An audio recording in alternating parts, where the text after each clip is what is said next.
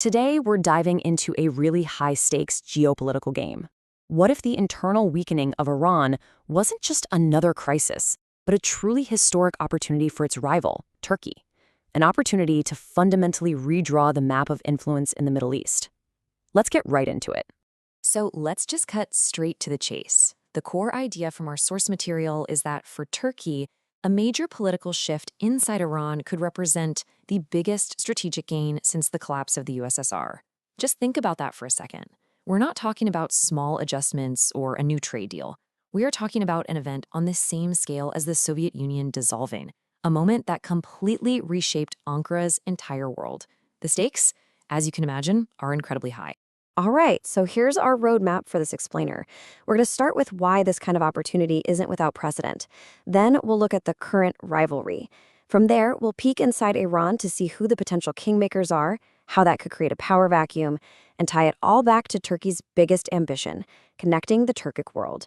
And finally, we'll map out the whole chain reaction, step by step. First up, this idea of a post-Soviet-sized opportunity. And this isn't just some abstract theory. The core idea here is that Turkey has a proven playbook for turning a neighbor's crisis into its own strategic advantage. This slide just lays out the pattern perfectly. Look at the recent past. The wars in Iraq and Syria. For Turkey, they started out as massive security headaches, right? You had the chaos of refugee crises, all these militant threats. But over time, Ankara pivoted. Those exact crises became new arenas where Turkey could trade, negotiate, and project its influence, ultimately carving out a much stronger role for itself in the region.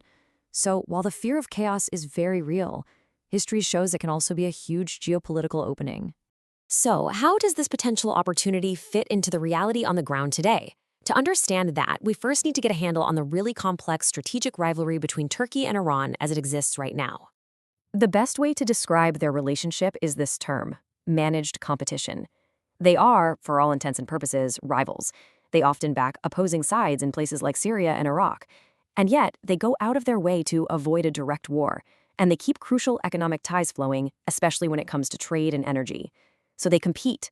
And they compete fiercely. But they also know they have to coexist. Now, if you're sitting in Ankara, Iran's current government creates three major strategic roadblocks. First, Tehran uses its influence over various Kurdish factions as leverage against Turkey. Second, it actively works as a spoiler, trying to disrupt Turkey's growing influence up in the Caucasus. And third, Iran's whole security-focused government is just inherently suspicious of Turkey trying to build cultural bridges to Turkic communities across the border. They see it as a potential threat. And this, right here, brings us to the most critical piece of this entire puzzle. The whole scenario we're talking about doesn't hinge on some external force, but on a really decisive factor inside Iran itself. Just look at this number. More than a quarter of Iran's entire population is made up of Azerbaijani Turks. Now, this is not some small minority group. We're talking about the country's largest non-Persian community. They're concentrated in the northwest, which is strategically vital, but they also have a huge presence in major cities like Tehran. Their demographic weight is just immense. And that demographic weight is what could transform them into kingmakers. See, right now, in Iran's highly centralized system, their influence is carefully managed and, let's be honest, suppressed by Tehran.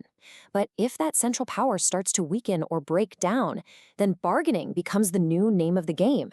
And with their strategic location, their economic clout, and just their sheer numbers, the Azerbaijani Turks would be in a pivotal position to influence whatever new political order emerges. So what happens when a major regional power is forced to turn inward and sort out its own future? A power vacuum opens up, and this is the moment where Turkey could make a fundamental strategic pivot. This slide really visualizes that shift perfectly. Right now, a lot of Turkish foreign policy is reactive. It's about containing threats from Iran and its proxies. But if Tehran gets preoccupied with its own internal politics, Ankara can switch from playing defense to playing offense. It could stop just reacting and start proactively shaping the region, building its own network of trade, transport, and political influence.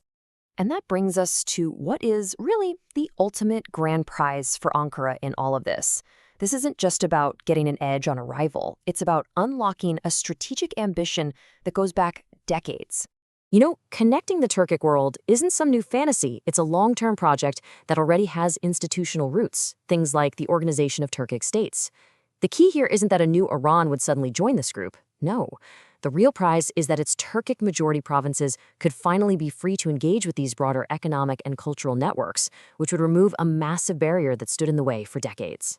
So, how would Turkey actually do this? Well, mainly with two powerful tools. The first is hard infrastructure, what's often called corridor politics.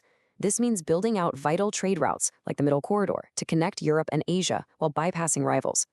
The second tool is soft power, using state-backed groups, like the development agency TICA and the Yunus Emre Institute, to build relationships directly at the local level inside a new decentralized Iran.